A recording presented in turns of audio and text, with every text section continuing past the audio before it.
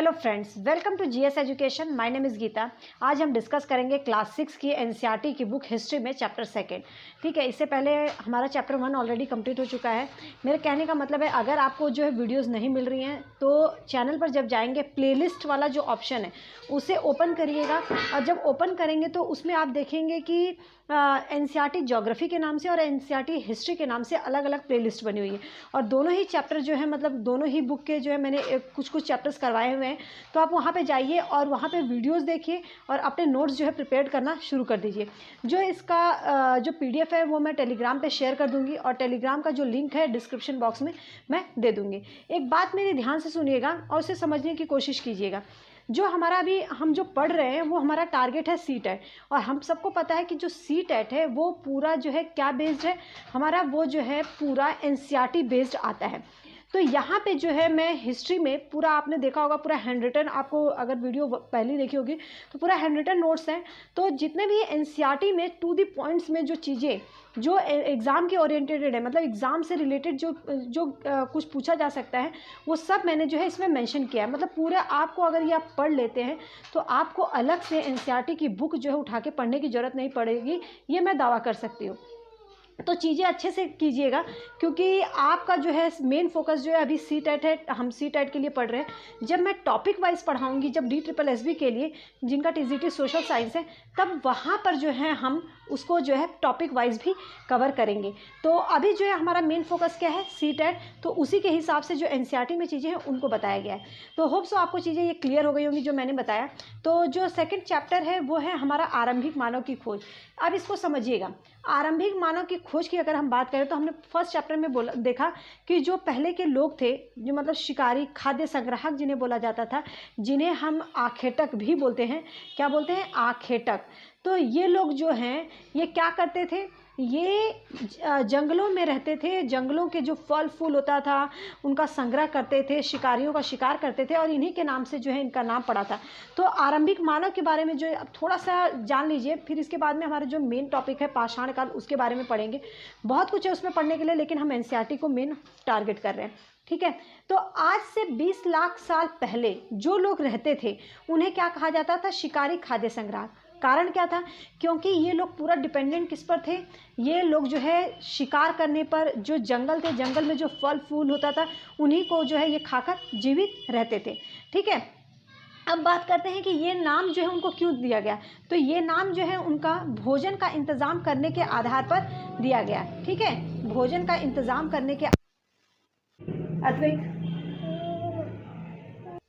Sorry for disturbance. ठीक है, तो इन्हें जो है शिकारी, खाद्य संग्राहक क्यों कहा जाता था, ये नाम क्यों पड़ा था? तो इनका भोजन के इंतज़ाम करने पर ही ये नाम जो है पड़ा था, किस तरीके से ये अपने भोजन का इंतज़ाम करते हैं। तो ये लोग जो है क्या करते थे? शिकार करते थे, और ये जंगली जानवरों को मार कर क्या करते थे? खाते थे। फल फूल, दाने, पौधे, पत्तियाँ, इन्हीं को जो है इकट्ठा करते थे और इन्हीं का जो है वो सेवन करते थे। इसीलिए आरंभिक लोगों को जो है आखेटक बोला गया। ठीक है, क्या बोला गया? शिकारी, खाद्य संग्राहक। शिकारी, खाद्य संग्राहक, आखेटक एक ही चीज़ है। शिकारी तथा खाद्य संग्राहक जो है एक जगह से दूसरी जगह जाते क्यों थे? इसका क्या कारण था? तो इसको समझिए। तो जो एक जगह से दूसरी जगह ये लोग जाते थे, इसका मेन कारण क्या था? ये जो है सबसे पहला जो कारण था, ये भोजन की तलाश में जाते थे। ठीक है, यहाँ पे 4 कारण मैंने बताया है, और ये पूरे जो पॉइंट्स है बहुत ही इंपॉर्टेंट है। सबसे पहले ये भोजन की तलाश के लिए जाते थे, क्योंकि इन एक जगह पे रहते रहते जो है वहाँ का भोजन ख़त्म हो जाता था, इसलिए उन्हें जो है दूसरी जगह पर जाना पड़ता था। क्योंकि वो जंगलों में रहते थे, जंगलों के जो चीज़ें थी, जड़ फल फूल, यही सब इकट्ठा करते थे। अगर एक ही जगह रहते रहते वो चीज़ें ख़त्म हो जाती थी, तो इसके लिए भी दूसरी जगह पर जाना पड़ता था, और जो जानवर थे उनको मार कर खाते थे, इसलिए भी उनको दूसरी जगह जाना पड़ता था। दूसरा जो पॉइंट है हमारा क्या है? जानवर अपना शिकार करने के लिए, और हिरण और मवेशी अपना चारा ढूंढने के लिए। जो जानवर होते थे उनको भी अपना शिकार करना होता था, और जो मवेशी होते थे और हिरण वगैरह, ये जो है अपने खाने के लिए भी उनको एक जगह से दूसरी जगह जाना पड़ता था। और ये एक जगह से दूसरे जगह जाते थे, इसलिए जो है जो पहले के आरंभिक लोग थे उनको जो है इनका शिकार करने के लिए दूसरी जगह पर जाना पड़ता था। ठीक है, तीसरा पॉइंट है मौसम के अनुसार, मतलब मतलब मौसम में जब परिवर्तन होता था तभी भी जो है इन्हें एक जगह से दूसरी जगह पलायन करना पड़ता था। इनकी जो ज़िंदगी थी बहुत ही मुश्किल थी। झीलों और नदियों के किनारे ये लोग बसे होते थे, इसीलिए जो है पानी की तलाश में जो है जब एक जगह से चीज़ें ख़त्म हो जाती थी तो उनको दूसरी जगह पर जाना पड़ता था। तो ये चारों पॉइंट जो है बहुत ही इंपॉर्टेंट है। आगे देखते हैं, एक क्वेश्चन आता है आरंभिक मानव के बारे में। आरंभिक मानव की जानकारी हमें मतलब कहाँ से मिलती है? तो ये हमें आरंभिक मानव के बारे में जो हमें जो जानकारी मिलती है वो पूरा पाषाण काल से मिलती है। अब यहाँ पे बात करते हैं पुरातत्वविद, जो मतलब हिस्ट्री का अध्ययन करते हैं, जो इतिहास के बारे में जानकारी देते हैं, को कुछ इन लोगों को जो है, जो हिस्टोरियंस है, मतलब जो पुरातत्वविद हैं, उनको कुछ ऐसी वस्तुएं मिली जिनका निर्माण जो है कुशल संग्राहकों ने किया था। कुशल संग्राहक मतलब जो आखेटक थे, उन्होंने किया था। जैसे लोगों ने अपने काम के लिए पत्थरों के औजार, पत्थर, लकड़ी या हड्डी, इनके जो है क्या बनाए थे? औजार बनाए थे। तो उन औजारों के बारे में जान लेते हैं कि वो क्या औजार थे। तो सबसे पहले जो है गुटिका के बारे में जान लीजिए कि गुटिका क्या था। तो गुटिका जो है एक, अगर बात करें गुटिका की, तो ये प्राकृतिक जो पत्थर होते थे, मिलते थे, उनको जो है क्या कहा जाता था? गुटिका। अब पत्थर के औजार का उपयोग, पत्थर का औजार, जो पत्थरों के हड्डियों के औजार बनाए जाते थे, इनका प्रयोग कहाँ पर किया जाता था? तो इसका जो प्रयोग है वो क्या करते थे, जैसे जड़ को खाते थे वो लोग, तो उसको खोदने के लिए जो है वो पत्थरों के औजार का इस्तेमाल करते थे। जानवरों की खाल निकालने के लिए, और जो जानवरों की खाल से बने वस्त्र होते थे उनको भी सिलने के लिए जो है इसका इस्तेमाल करते थे, क्योंकि सभी औजार जो है किससे बनाए जाते थे? पत्थर से ही। आरंभिक लोग जो है पत्थरों से ही आधे से ज़्यादा काम जो है वो उसी से करते थे। ठीक है, आगे चलते हैं। आगे इसके अंदर क्या बताया गया है ये देख सकते हैं कि किस प्रकार के औजार हैं। ठीक है, ये ऐसे ही मतलब कि अलग अलग टाइप के औजार जो हैं बनाए गए हैं, और ये जो है आपका एनसीईआरटी का है। गुटिका के बारे में देख लीजिए। गुटिका के बारे में क्या है? गुटिका ये कई बार पूछा गया है। तो ये प्राकृतिक पत्थर है, और इन पत्थरों से बहुत सारे काम किए जाते थे। हड्डियाँ और लकड़ियों के मुट्ठे लगाकर भाले जैसे हथियार बनाए जाते थे। ठीक है, कुछ औजार से लकड़ियाँ काटी जाती थी, और लकड़ियों का उपयोग जो है हम किसके लिए करते थे? ईंधन के साथ साथ झोपड़ियाँ बनाने के लिए, औजार बनाने के लिए जो है ये किया जाता था। ठीक है, आप यहाँ पे देख सकते हैं 2 प्रकार के औजार जो दिखाए गए हैं, उनको आप समझिए। तो आप यहाँ पे देख सकते हैं कैसा मतलब ये औजार हैं। अगर यहाँ पे देखें तो ये जो है पत्थर का बना औजार किस तरह का नुकीला है, ये जड़ खोदने के लिए काम किया जाता है। वहीं पर दूसरे का देखेंगे तो ये और भी नुकीला है, क्योंकि ये जो है जानवरों की जो खाल होती थी उसको सिलने के लिए इसका इस्तेमाल किया जाता था। इस तरीके से आरंभिक लोग जो है पत्थरों के औजार बनाते थे। ये तो रही मोटी मोटी बातें। मेन जो है चीज़ पूरा स्थल के बारे में जानिए। पूरा स्थल क्या है? तो पूरा स्थल की बात करते हैं तो वह स्थान जहाँ पे औजार, बर्तन, इमारतें जैसे वस्तुओं कि हमें जो है अवशेष मिले हैं, चीज़ें मिली हैं। ठीक है, उन्हें क्या कहा गया है? पुरा स्थल। पुरा स्थल में औजार, बर्तन, इमारतें जैसी वस्तुओं के अवशेष मिले हैं। आगे समझिए कि पाषाण औजार। पाषाण औजार जैसे नाम से ही क्लियर हो रहा है, पाषाण औजार मतलब पत्थर से जो बने औजार होते थे। पाषाण औजार 2 तरीके से बनाए जाते थे। एक पत्थर से पत्थर को टकराना। इसमें क्या होता था? एक पत्थर को लिया जाता था और दूसरे पत्थर से जो है उसे हथौड़ी नुमा तरीके से जो है पीटा जाता था। उससे शल्क निकलते थे, तो शल्क निकलने के बाद वो नुकीला होता था। इस तरीके से ये औजार बनाया जाता था। दूसरा है दबाव शल्क तकनीक। इसमें क्या होता था कि इसमें एक पत्थर को उसके क्रोड के माध्यम से जो है उसे टिका दिया जाता था। मतलब क्रोड को एक स्थिर सतह पर टिकाया जाता था, और इस क्रोड पर हड्डी या लकड़ी, हड्डी हो या पत्थर हो, उसको जो है रख कर हथौड़ी नुमा तरीके से पीट कर उसमें से शल्क निकाले जाते थे, और वो एक आकार बन जाता था। मतलब कि एक उसको दबाने से जो शल्क निकलते थे, फिर उसके बाद जो है एक उपकरण तैयार होता था, उसे बोला गया है दबाव शल्क तकनीक। तो ये 2 तकनीक है, पत्थर से पत्थर को टकराना और दबाव शल्क तकनीक। ये जो है इस तरीके से पाषाण औजार तैयार किए गए हैं। ठीक है, आगे चलते हैं, आगे देखते हैं। उद्योग स्थल नाम से ही क्लियर हो रहा होगा, इतना कंफ्यूज होने की जरूरत नहीं है। कई बार ये पूछ दिया जाता है उद्योग स्थल क्या है। जहाँ पे पत्थरों के औजार बनाए जाते थे वो उद्योग स्थल कहलाते थे। कुछ चीज़ें थोड़ा अपने कॉमन सेंस से सोचिएगा। उद्योग स्थल, स्थल मतलब जहाँ पे हम रहते हैं, स्थल उस वो स्थान जहाँ पे जो है उद्योग मतलब कि चीज़ों को बनाया जाता है। दबाव बोल रही, पत्थरों से चीज़ें जो बनाए जाते थे। तो यहाँ पे हम बात कर रहे हैं औजार की, तो पत्थर से जो औजार बनाए जाते थे। आवासीय पुरा स्थल जहाँ पे रहते थे, जहाँ पे लोग रहते थे। ठीक है, अब हम बात करते हैं कुछ ये पॉइंट है, इसको एक बार देख लीजिए क्या है इसमें। लोग गुफाओं में क्यों रहते थे? तो लोग गुफाओं में इसलिए रहते थे क्योंकि वहाँ उन्हें बारिश, धूप, हवाओं से राहत मिलती थी। ठीक है, आगे चलते हैं। आगे क्या है, अब प्राकृतिक जो गुफाएं होती थी, प्राकृतिक गुफाएं मतलब जो प्राकृतिक रूप से बनती थी, मतलब अपने आप जो है बनती थी। प्राकृतिक गुफाएं कहाँ पर मिली हैं? तो ये विंध्य व दक्कन के पर्वतीय इलाकों में मिलती हैं जो प्राकृतिक गुफाएं हैं, ठीक है। और ये कहाँ पर है? विंध्य और दक्कन की बात करें तो ये हमारा मध्य प्रदेश में आता है और वहाँ पर नर्मदा घाटी के पास में जो है ये गुफाएँ मिली हैं। तो आपसे पूछा जाए प्राकृतिक गुफाएँ कहाँ पर मिली है, तो ये विंध्य या दक्कन के पर्वतीय इलाके बोल सकते हैं, या तो बोल सकते हैं नर्मदा घाटी के पास में, जो भी ऑप्शन में हो। अब बात करते हैं मेन पाषाण काल की। पाषाण काल जो है बहुत ही इंपॉर्टेंट है। पाषाण काल मतलब पाषाण से जो पाषाण समय था, पाषाण का मतलब पत्थर, पत्थर का समय, जो पत्थर से जिस टाइम पे चीज़ें बनाई जाती थी। काल का मतलब होता है समय, ठीक है। पाषाण का मतलब होता है क्या? पत्थर, पत्थर का समय, मतलब जब चीज़ें पत्थरों से औजार बनाए जाते थे, पत्थरों से काम लिया जाता था, उसको बोला गया। पाषाण काल की बात कर रहे हैं तो यहाँ पे समझिएगा पाषाण काल को 3 भागों में बांटा गया है। एक है पूरा पाषाण काल, मध्य पाषाण काल, नव पाषाण काल, और ये तीनों से ही अलग अलग टाइप के क्वेश्चंस बनते हैं। पूरा पाषाण काल में क्या है? 20 लाख से 12,000 साल पहले का जो समय था उसको पूरा पाषाण काल कहा गया।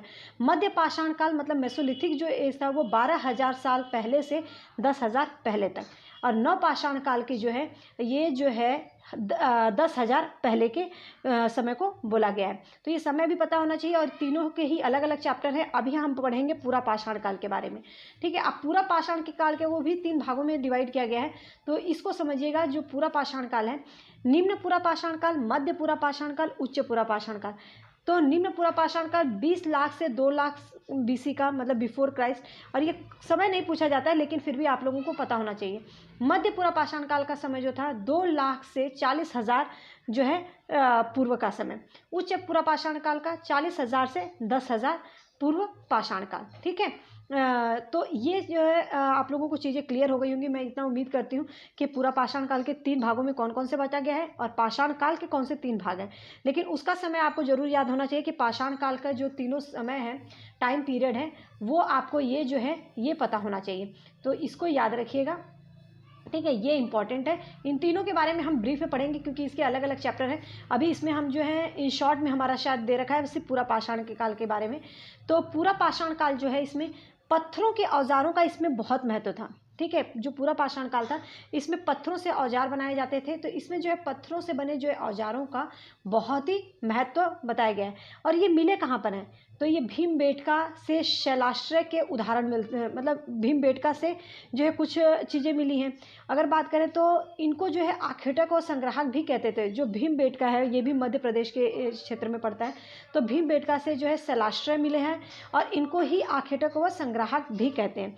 कुरनूल की गुफा की बात करें कहाँ से, तो अगर बात आता है क्वेश्चन राख के अवशेष कहाँ से मिले हैं, तो याद रखिएगा कहाँ से? कुरनूल की गुफा से, ठीक है। आगे चलते हैं। ये बात की गई है किसकी? कुरनूल की गुफा में हमने पढ़ लिया। कुरनूल की गुफा से जो है क्या राख के अवशेष मिले हैं, ठीक है। तो आग जलाना जो है लोग सीख गए थे, मतलब कि पूरा पाषाण काल में जो है लोग आग जलाना सीख गए थे। और आग का प्रयोग वो किस लिए करते थे? प्रकाश के लिए, मतलब जैसे आजकल लाइट है, बिजली जलती है, तो उसी प्रकार जो है उस टाइम पे लोग जो है क्या करते थे? आग का प्रयोग जो है प्रकाश के लिए करते थे, मांस को पकाने के लिए, और जो खतरनाक जो जानवर होते थे जो हार्म करते थे उन पर, तो उनको भी भगाने के लिए वो कहीं ना कहीं जो है आग का प्रयोग करते थे। तो आग का जो है अवशेष कहाँ से मिल रहा है? कुरनूल की गुफा से मिला है। और आग जलाना कब सीख गए थे लोग? पूरा पाषाण काल के टाइम पे, ठीक है। हुस्गी, अब हुस्गी की बात की गई है तो हुस्गी के बारे में समझिए। यहाँ पे जो है चूना पत्थर के क्या मिले हैं? औजार मिले हैं। चूना पत्थर के औजार कहाँ पे मिले हैं? तो वो है हुस्गी में, ठीक है। आगे चलते हैं, आगे देखते हैं।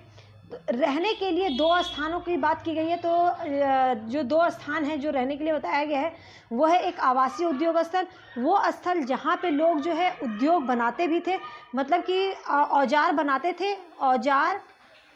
थे और बनाने के साथ साथ बनाते थे, और प्लस वहीं पर जो है वो रहते भी थे, तो उसको आवासीय उद्योग स्थल बोला गया। और एक उद्योग स्थल जहाँ पे औजार बनाए जाते थे, ठीक है। औजार किसके बनाए जाते थे? पूरा पाषाण काल की बात की गई है तो मतलब पत्थरों के औजार बनाए जाते थे। अब पूरा पाषाणिक स्थलों के नाम भीमबेटका, ठीक है, 3 है, हुस्गी है एक, और एक कुर्नूल। भीमबेटका से हमें क्या मिला है, शैलाश्रय के उदाहरण मिलते हैं, शैलाश्रय मिलता है। हुसगी से मतलब हैंड एक्स, ठीक है। हुसगी से क्या मिला है हमें, तो हुसगी से जो है हमने क्या देखा कि हुसगी से हमें चूना पत्थर के औजार मिले, कुर्नूल से जो है आग के अवशेष मिले हैं। अब बात करते हैं मध्य पाषाण काल की। तो मध्य पाषाण काल के बारे में समझ लीजिए। जो मध्य पाषाण काल का समय था, इस टाइम पे बहुत ज़्यादा जो है परिवर्तन, मतलब 12,000 साल पहले की बात करें तो उस टाइम पे जलवायु में इतना तेज़ी से परिवर्तन हुआ था, मतलब कि उस टाइम पे इस बदलाव के कारण जो है लोग औजारों में तो परिवर्तन हुए ही, साथ में जो है यहाँ पे इस टाइम पे लोग जो है क्या देखने को मिला कि यहाँ पे लोगों का मछली मुख्य भोजन बन गया, गेहूँ जौ उगाने लगे थे। तो उसी के बारे में देखते हैं। मध्य पाषाण काल जो समय है ये 12 साल पहले की जलवायु में परिवर्तन को बताता है। पर्यावरणीय बदलाव मिले, मतलब पाषाण औजार जो है और भी छोटे हो गए। जैसा पूरा पाषाणी काल में जैसे पत्थर मिलते थे वैसे ही औजार उनका बनाया जाता था, इतना उस पर ध्यान नहीं दिया जाता, छोटे बड़े तो बहुत बड़े हुआ करते थे। लेकिन इस टाइम पे जो है लोगों में और भी बदलाव आए। तो क्या बदलाव देखने को मिला कि औजार बहुत छोटे होने लगे, जिसे क्या माइक्रोलिथिक पूछा जाए तो मतलब मध्य पाषाण काल। लघु पाषाण काल भी इसे कहा जाता है, इसलिए मध्य पाषाण काल को लघु पाषाण काल कहा जाता है, क्योंकि जो पत्थर के औजार बनाए जाते थे वो बहुत छोटे होने लगे थे। इसमें जो है मुट्ठे लगे हुए थे, हसिया और आरी जैसे औजार, मतलब जो छोटे छोटे औजार थे वो बनने लगे थे, ठीक है। इस दौरान जो है पूरा पाषाण काल में भी इस दौरान पूरा पाषाण काल के भी बनाए जाते रहे। पूरा पाषाण काल के जो औजार बड़े थे वो तो बनाए जाते रहे ही, साथ में मध्य पाषाण काल के टाइम पे जो छोटे औजार वो भी, मतलब छोटे औजारों के साथ साथ बड़े औजार भी बनते ही थे, ये इस कहने का मतलब, ठीक है। आगे देखते हैं। जो ये पॉइंट्स है ये बहुत ही इंपॉर्टेंट है, हर एक पॉइंट्स जो है इसके एक एक लाइन इंपॉर्टेंट है, तो याद रखिएगा। कई क्षेत्रों में तो जो घास वाले मैदान बनने लगे, कुछ ऐसे क्षेत्र थे जहाँ पे क्योंकि पर्यावरणीय बदलाव देखने को मिला, तो मौसम में ऐसे परिवर्तन आया, मतलब बारिश भी समय पर होने लगी, तो उस टाइम पे जो है घास वाले मैदान बनने लगे, ठीक है। मछली लोगों का मुख्य भोजन मध्य पाषाण काल में मछली लोगों का मुख्य भोजन बना। गेहूँ जौ धान जैसे अनाज जो है प्राकृतिक रूप से क्या होने लगे, उगने लगे थे। बसने की प्रक्रिया जो है कब शुरू हुई, तो वो है मध्य पाषाण काल का समय, क्योंकि मध्य पाषाण काल ही वो समय है जहाँ पे जो है लोग खेती करने लगे थे, घास के मैदान बनने लगे थे, मछली मुख्य लोगों का भोजन बन गया था, गेहूं जौ उगाने लगे थे। तो ये चीज़ याद रखना। तो बसने का समय क्या आरंभिक मानव क्या है, उच्च पूरा पाषाण काल। और अगर आग की खोज के आग के अवशेष कुर्नूल गुफा से मिला है, मतलब पूरा पाषाण काल के समय में। बसने की प्रक्रिया जो है ये कब है, ये बोला पूछा जाएगा, तो मध्य पाषाण काल, ठीक है। होप सो ये आपको अच्छे से क्लियर हो गया होगा। आगे चलते हैं, आगे देखते हैं। तो ये देखिए ये बहुत ही इंपॉर्टेंट है, कई बार जो है क्वेश्चन पूछ दिया जाता है। पूरा पाषाणिक काल, पूरा पाषाणिक पुरास्थल पूछ दिया जाता है, तो ये हमें पता चल गया कौन सा है, भीमबेटका, हुसगी, कुर्नूल। नव पाषाण पुरास्थल जो है ये देखो हुल्लूर है, हुल्लूर, पयमली है, और कौन कौन से हैं वो भी देख लेते हैं। तो इसके अंदर जो हुल्लूर पयमली के साथ साथ जो है यहाँ पे हमें महागड़ा, कोल्डी हवा, ठीक है, चिरान, दावजली हेल्डिंग और भी हैं, और भी मतलब कि सबसे ज़्यादा जो मध्य पाषाण काल के पुरास्थल मेहरगढ़ है, बुरझोम है। तो ये सब जो है मध्य पाषाण काल के पुरास्थल है। एक बार एक क्वेश्चन आता है कि इन जगहों से क्या क्या चीज़ें मिली हुई है, हम नेक्स्ट चैप्टर में करेंगे, तो ये कंफ्यूज मत होइएगा। यहाँ पे बस मैं मोटी मोटी बातें बता रही हूँ, क्योंकि इस चैप्टर में जो है हम वो बस कर रहे हैं, ठीक है। महापाषाणिक पुरास्थल, तो महापाषाणिक एक ब्रह्मगिरी है, दूसरा जो है क्या है, आदि चुन्नलूर और ब्रह्मगिरी, ठीक है, क्लियर हो गया। आरंभिक गांव जो है, आरंभिक गांव की बात की जाए तो इनामा गांव है। आधुनिक नगर की बात की जाए तो कौन सा है, वो हमारा है मुंबई, ठीक है। होप सो ये अच्छे से आपको क्लियर हो गया होगा। इसमें कोई रॉकेट साइंस नहीं है, कुछ सोचने की ज़रूरत नहीं है, आप लोगों को सामने नोट्स मिले हैं, आप लोग पढ़ सकते हैं, ठीक है। अब यहाँ पे वही बताया गया जो मैंने बताया। नवपाषाणिक पुरास्थल कौन कौन से, ये मैंने बता दिया। महापाषाणिक पुरास्थल कौन से, ये भी हमने क्लियर कर लिया, देख लिया। मैप में, मैप के थ्रू याद करेंगे तो चीज़ें लर्न रहेंगी। यही रीज़न है कि मैंने यहाँ पे मैप आपको दिखाया, वो पूरा जो है एनसीईआरटी की कटिंग है, ठीक है। आरंभिक गाँव जो है हमने देखा इनामा गाँव है। अब बात करते हैं पूरा पाषाण युग के दौरान जो है एक चीज़ मिला हमें, शुतुरमुर्ग के अंडे, ठीक है। ये कहाँ से मिला है शुतुरमुर्ग के अंडे, तो ये महाराष्ट्र के कहाँ से, महाराष्ट्र के पटने से मिला है। ठीक है, इनके छिलके पर जो है चित्रांकन किया गया है, किसके, शुतुरमुर्ग के अंडे के। अंडे से जो है क्या और बनाए जाते थे, मनके भी बनाए जाते थे। तो अंडे से जो मनके का कहने का मतलब है गहने बनाए जाते थे। तो ये जो है इस चैप्टर में जो जितने भी मेन पॉइंट्स थे वो मैंने क्लियर कर दिया। होप सो चीज़ें आपको क्लियर हो गई होंगी। मैं बार बार बोल रही हूँ, हम एनसीईआरटी को टारगेट कर रहे हैं, एनसीईआरटी टू द पॉइंट्स में पढ़ना है। जब मैं टॉपिक वाइज पढ़ाऊँगी तो आपको और भी सारी चीज़ें बताऊँगी, लेकिन अभी आपका टारगेट सीटेट होना चाहिए। ठीक है, तो होप सो अच्छे से क्लियर हो गया होगा। अगर वीडियो पसंद आए तो प्लीज़ एक लाइक कीजिएगा, क्योंकि आपके लाइक से मुझे पता चलता है कि आप देख रहे हैं, आपको पसंद आ रही है नहीं, और मुझे भी मोटिवेशन मिलता है कि मैं आप लोगों को डेली एक वीडियो प्रोवाइड करूं और अच्छे से चीज़ों को क्लियर करूं। ठीक है, सब्सक्राइब नहीं किया तो चैनल सब्सक्राइब कर लीजिएगा, तभी नोटिफिकेशन आपको मिल पाएगा। और अगर आपको नहीं समझ में आता है तो ज़रूरी नहीं है कि सब्सक्राइब करें ही। ठीक है, और लोगों के साथ शेयर कर दीजिएगा ताकि और लोगों को भी इससे हेल्प मिल सके, क्योंकि ये पूरा हैंड रिटन नोट्स है और मैं चाहती हूँ कि ज़्यादा से ज़्यादा लोगों तक पहुँचे। All the best.